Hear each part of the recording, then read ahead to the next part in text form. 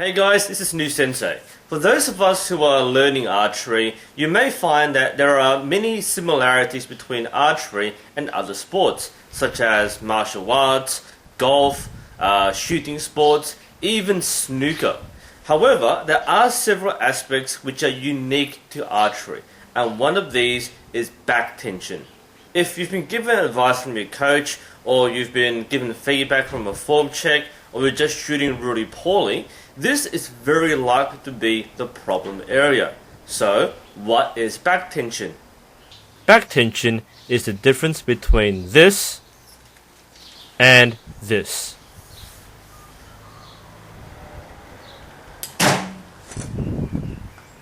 Surprisingly to some, archery is not particularly reliant on your arm strength.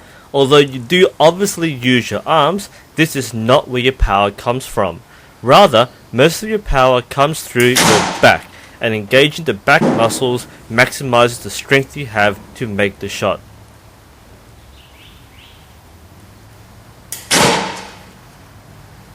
Let's look at some examples of common beginner mistakes that illustrate the lack of back tension. The first is what many first-timers will instinctively do when picking up a bow. They will pull it back in front of their face and everything looks really cramped.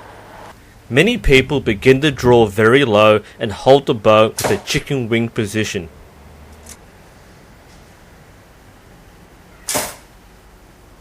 And one of the giveaways of poor back tension is in the release, when it looks too static or the shooter is pulled forward during the shot.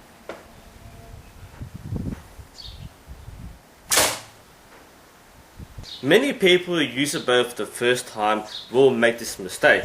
They will put way too much tension on their drawing arm, in this case my right arm.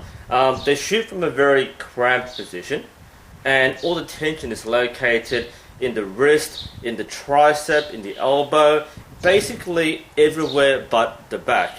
If you're using a light bow, as many beginners do, then you won't notice it as much. You can actually shoot like this, and at short distances you won't notice that much of a difference. However, once you start using heavier draw weights, you'll find that this method is nearly impossible. And I will go as far as to say that shooting like this is going to give you a much higher risk of injury. The reason for this is quite simple. Your back muscles are far stronger than your arm muscles alone.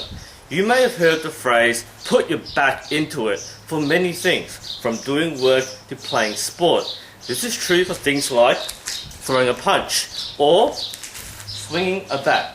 These things require much more engagement of your whole body rather than just using your arms.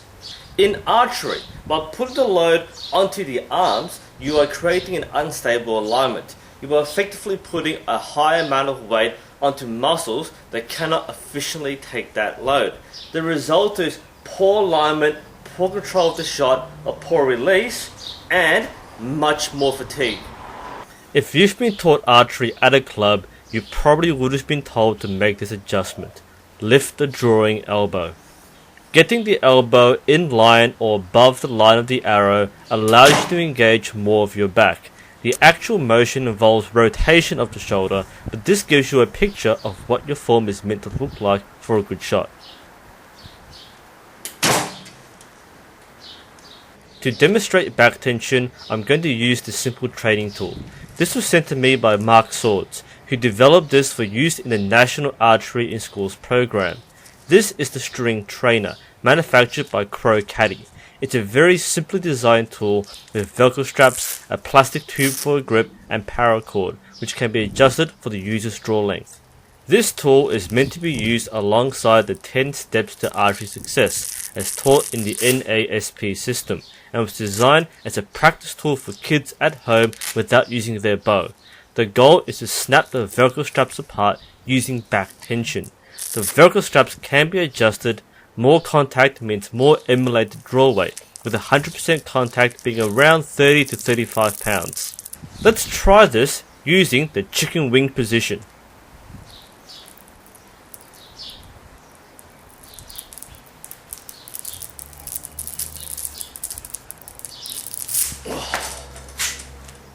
I'm not faking this. I can't actually expand through the shot. This position is so compressed that I can't stretch beyond my anchor point at all.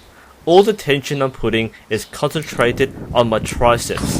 This is why your release is static if you don't use your back.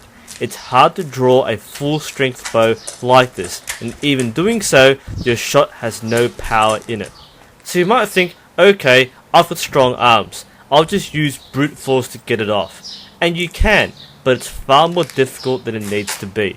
And believe me, you can feel it in your arm. This is not the right way to draw the bow.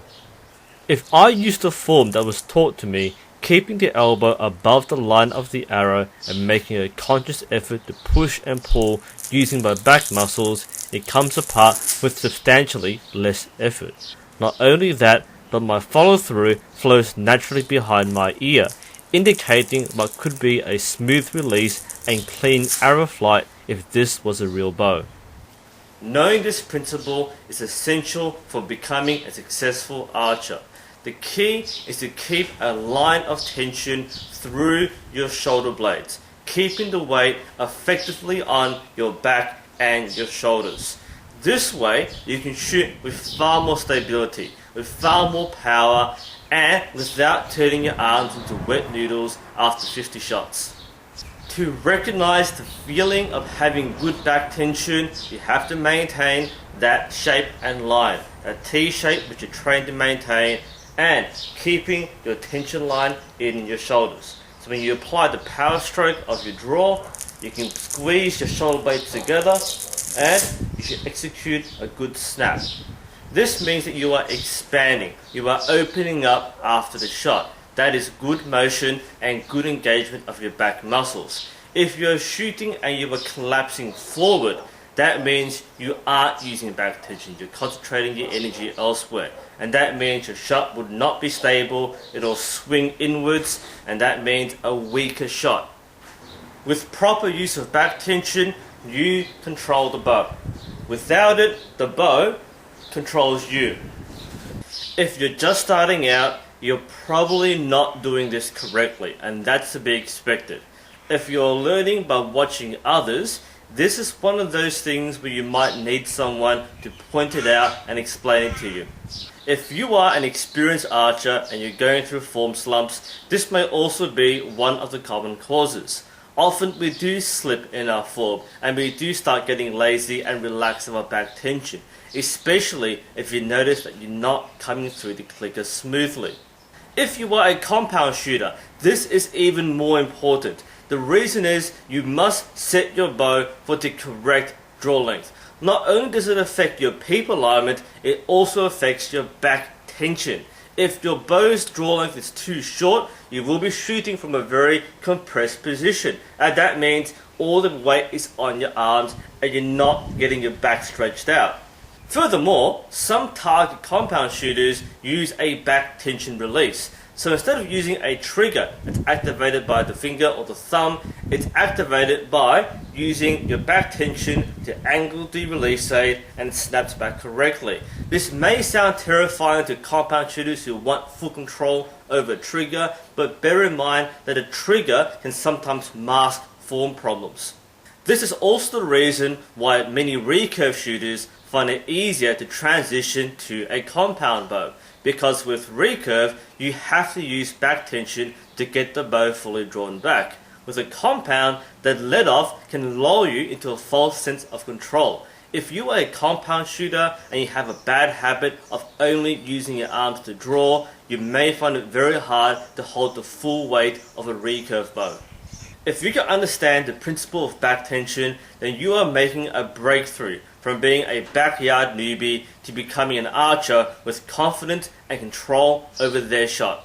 Understanding back tension will also help explain form breakdowns. If you are training regularly and shooting hundreds of arrows per day, you will be fatigued. That means you will not have the same control of your back muscles. Like with weightlifting, you may reach your peak, the point where you simply cannot get the bow to your full draw and pull through that clicker. The bow will simply control you and you collapse forwards no matter what you do. you have to understand that to be a good, consistent archer, you must have good conditioning. This is also a very important reason why beginners should be starting on a light draw weight. A lot of beginners will go full macho with the big arms on a 45-pound bow, but if you can't get that anchor point with correct back tension, then as far as I'm concerned, you haven't proven that you can handle the weight.